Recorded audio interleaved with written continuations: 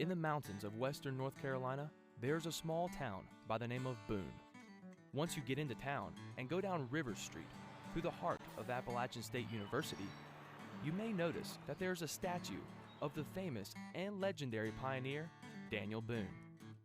Most people of Boone know that their town is named after the legendary pioneer. Others, however, aren't so certain.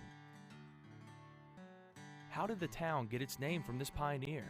And how does Boone, North Carolina connect to Daniel Boone? Daniel Boone was a man, yes, a big man. He was brave, he was fearless, and as tough as a mighty oak tree. The inspiration for this piece came from the idea that not many people really know why Boone, North Carolina was named after Daniel Boone. And I wanted to try to find that answer, and doing a documentary, you might not necessarily know the answer going into it, and I just was really intrigued to try to find the answer for myself. With so many stories, something must have been special about Daniel Boone. He was a legend, even in other countries.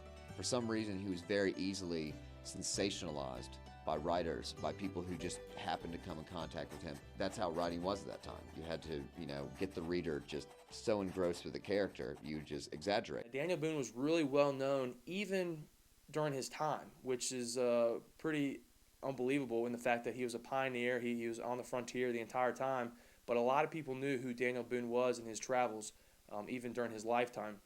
Boone was well ahead of his time.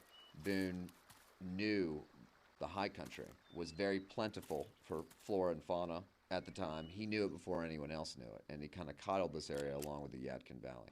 Daniel Boone was an innovator, a pioneer, someone who, while living, was so well known. If we're named Boone, Boone has ties to this area that we can prove in history, that we should coddle that image of Boone to remember what our namesake is. We may not know exactly how the town of Boone got its name, but we know where it comes from. Daniel Boone was a man, yes, a big man. I'm Dan Starbuck. Thanks for listening.